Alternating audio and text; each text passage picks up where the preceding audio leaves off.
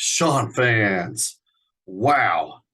I This was a game, and I know a lot of us, and me included, had to make some tough decisions this week and either cancel our trips or just make a last second say we can't make it because of hurricane-like conditions and travel arrangements and possibly closing of airports and floodings. I get it. I was in that same boat, literally, well, figuratively more than literally in the same situation. I had to make a tough decision and did not make my drive to Conway as I was planning on doing. What a game. Wow. And in the final quarter, what a rainstorm that came out of nowhere because it even didn't pop up on my phone radar. But in the end, the fourth quarter is the Chanticleer's quarter, 35-30, 34-30 over Georgia Southern. And that was a back and forth game. It was a defensive game in the first half. And let's start right here with quarterback Johnny Unitas candidate award winning and just all Sun Belt performer Grayson McCall. Very rarely do I try to just continuously sing his praises. He's a great guy. Wish him nothing but the best, obviously, but I also want to make sure I keep it within realistic perspectives. Today, he put the game on his back and on his shoulders. 23 of 34 passing, 335 yards, and 3 touchdowns. All of that to be putting us in a position to win the game. And even though he only had 64 yards rushing, because, hey, rushing yardage was at a premium tonight. And until the rain started coming down, that's when the yardage started coming. And finally, it was CJ Beasley's 24 yards straight up the middle dash with a whoop right at the 4-yard line. And he landed it. He landed a hurdle on a 6'0" dude, or maybe even a 6'1" dude. Landed it and then scampered into the end zone for the final 4 yards for the game winner, 34-30. Coastal Carolina moves to 5-0, not to be outdone and not to be included on that same level of tiers. Okay, same level of tiers.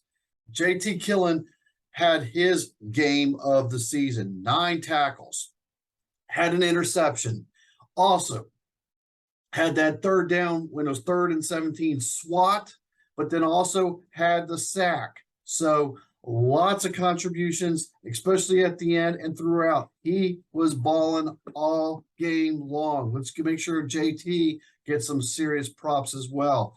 It was an all-around great effort. All right. Coastal defense leads the nation, well, at least going into to today's game. They lead the nation in takeaways. They added another one. They also had a 4th down stop. I consider that a takeaway. I know the stats books don't, but I consider that a takeaway. So big win for Coastal Carolina. They moved to 2-0 in the Sun Belt.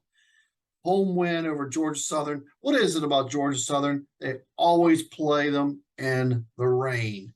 I don't know why. It's just like away. And Coastal dealing with all these injuries. I think 13 players were listed as out for today's game, and they still find a way to win. Will they jump in the top 25 this week? I don't know. 5-0. Next week, they're at ULM. Monroe, coached by the Fighting Terry Bowdens. That team, I'm telling you right now, they're going to be fighting all season, and they're going to be probably playing for that 6th win come late November. Wouldn't surprise me one bit if Bowden gets his boys into a bowl game this season. That's not going to be an easy one. It's going to be a good one as well. But if Coastal can pull that off, they'll be bowl eligible for the 3rd year in a row. That's some good stuff. Big win tonight. Chants moved to 5-0 overall, 2-0 in the conference, sitting on top of the leaderboard. Whether they get voted in the top 25 or not, we'll see what happens with it. That's not the point of the story. The story tonight was the great defensive plays especially at the end of the game. The defense held Coastal's offense into the game once Coastal's finally started getting offense on track. Grayson put the game on his shoulders, And then even though the running attack overall, Coastal averages over 200 yards a game rushing going into today's game. They only ended up with like about 150.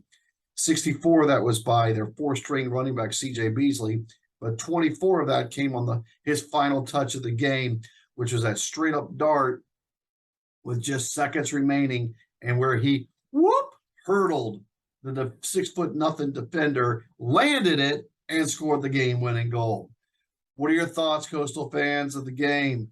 Were you able to make it down there? Did you have to make some tough decisions? And like I did, had to miss out. It happens. I understand it. I'm not happy, but I feel like that was the smart decision to do and not have to drive in literally hurricane-like conditions. So give me your thoughts of the game. Don't forget to like and subscribe. Sean's up. It's been a great one.